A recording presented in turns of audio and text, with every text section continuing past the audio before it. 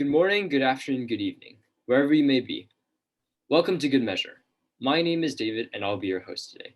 Today, we have Challen Parker, Mission Engineering Team Manager at Microsoft. He's here today with us to talk about technology strategy at Microsoft. Challen, thank you for being here with us today. Do you mind quickly introducing yourself to those in the audience who may not be familiar with you and your work? Sure. Yeah, happy to be here. I'm glad you reached out. It's funny. I bounced around a bit after Hotchkiss. So moving, changing schools. I kept quitting and working construction, really trying to figure out where I belonged. Eventually ended up in the nuclear Navy propulsion program. Spent a bunch of years active duty building submarines, then left and became a consultant doing software development for the U.S. government. And then after a couple of long stints in consulting, about I guess it's 9 years ago now, made the leap out to Seattle and out to Microsoft. Except for a couple of years in the middle where I got lured back to consulting, I've been in the tech sector ever since. And now I'm in an engineering organization and work with our execs to prioritize, line up, handle, and prepare for meetings, engagements with customers, with partners, you name it, across a pretty wide swath of different strategic investment areas, and including space and mission engineering. And so, as someone who has had so much experience in solution architecture, design, software development, systems engineering, and IT security related experiences, like how has this helped you in your work as a sort of consultant for Microsoft? Yeah. So I think as a consultant originally, I mean, the job of a consultant, right, is to lend your brain to other people's problems, right? And if you look at sort of that arc, you start out as just extra labor, just a force multiplier to help get things done. And you get exposed to a little bit of everything, right? So you named a bunch of things: software development and systems engineering, and you get a little bit here and there across all of these different topics. And then as you progress, you start to become an expert in something, and it almost doesn't matter what the something is. You just become that person that people know. Oh, if I want to know about this, I go see David, right? Yeah. And for me, it was system and software development, and then you just kind of grow from there to where I am now across all those different engineering projects and all that different subject matter. You can bounce from talking about satellite connectivity on Monday to long haul network transport on Tuesday to who knows what on Wednesday, right? And I think that ability to jump around, what seemed like an odd thing to do early on, has really paid off, at least for me. And so when it comes to leading like many of these big advising projects and being a project lead, how do you make sure that you're sort of prioritizing the right things and sort of envisioning the right direction for such said projects? Yeah, I mean, it's interesting. That's really the central task of a program manager, right? I mean, that's in technology, the reason you'll have engineering and development managers and then product owners or program managers, because you have to help drive that prioritization. You have to help figure out what is it we're going to build. I mean, there are only so many hours in a week, and so many things that you can actually get done. And so, in my view, I think it comes down to what's the goal? What is it you're trying to do? I was reading just a thing the other day. LinkedIn, for instance, their goal was always not about the people paying them, but about the users whose profiles were on the site. Yes. And so when they went to prioritize, they made sure that they were taking care of that population. So that's one sort of concept. Is it the customer? Is it the end user?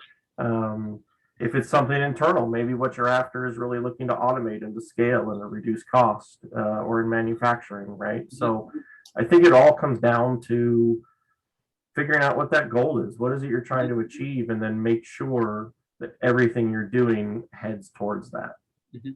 And so speaking about sort of like doing like consulting and like branching and doing many different projects in different sectors as an engagement lead and as someone who's really there to help with projects at Microsoft, like what was one skill that you really didn't expect yourself to need in this position, and how did you sort of learn it? Yeah, I think probably one of the things is the ability to be comfortable with ambiguity, the ability to be comfortable with the unknown and make decisions anyway, right? And Mhm. you'll hear in technology a lot of people will talk about fail fast.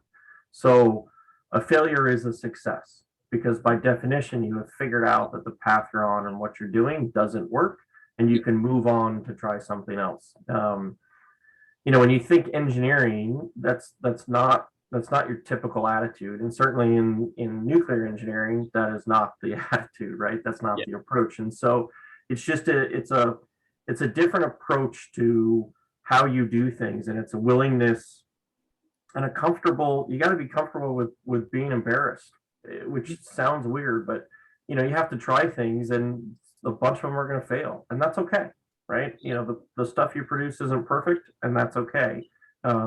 You've As long as you learn from it and figure out what that means and adjust and adapt, that's probably the one of the best things you can learn to do. Mhm. And so at Microsoft, you've had so much different roles, and one that really stood out to me was the National Clouds team. And so, could you introduce to our audience a little bit more about that and that project itself? Sure. So this is going back a number of years, but at the time, Microsoft was launching what is now called Azure Government, and so it is you've got if you think about the cloud, right, and the cloud is sort of ubiquitous computing, but you've got the commercial cloud that's available all over the globe, and our data centers spread all over the place, Mhm. and this was targeting US government customers that needed to have assurances that the data was going to stay in the US. They had requirements for citizenship for who could access their systems.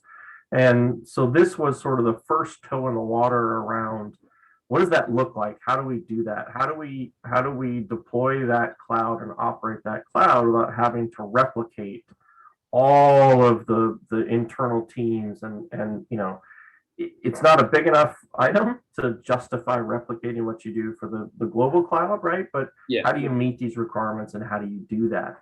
And so that was the first part of that puzzle, and it went live a number of years ago.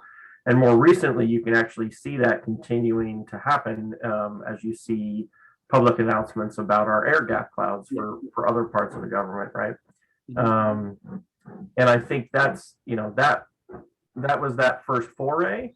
And really, what was interesting is it was a lot of had never been done before. Nobody was quite sure. In some cases, tooling did or didn't work the way we expected, and so it was awesome. It was sort of an entrepreneurial startup feel Yeah. in those beginning days. A lot of fail fast, right? Mhm. Make mistakes, figure it out, and, Yeah. and make it work. And so, speaking about fail fast, could you speak to some of like the major roadblocks or little like issues that you had to tackle when working on this project, and how did you tackle this with a team, and how did it differ with solving solutions by yourself? Sure. So, I mean, there were a number of things, right? So, easy things or what you would think would be easy things. So when you go and you start deploying resources in the cloud, you do it under an identity. And I mean, you've got however whatever services you use, you have identities in these services.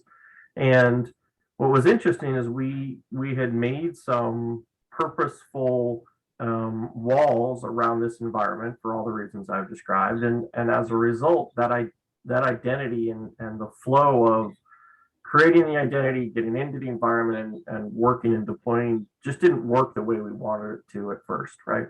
Yeah. Um, but what was interesting is the and Microsoft has some of the world's best when it comes to this stuff. But the folks that owned those processes and owned those tools and really were the deep experts they weren't part of the national clouds Yeah. effort. They weren't involved, right? And so you end up having to reach across organizations, wholly different. Microsoft is so large that if the analog would be a whole different company with whole Yeah. different leadership to try and pull those folks in and get their Mhm. time and energy and effort to make some of those changes and make some of those improvements. Yeah. And as someone who's really worked in this technology and cloud sort of sector for quite a while, are you excited about the blockchain? And could you see many government agencies and you utilize this technology to sort of strengthen their national security or just to help with productivity as well? Yeah, so blockchain is an interesting one. I think the underlying concept of blockchain provides some really interesting benefits. So transparency, immutable record, and these kinds of things. Where it gets interesting is if you think about your interactions with government entities, you don't necessarily want all of your data in a ledger and your transactions in a ledger that are widely available.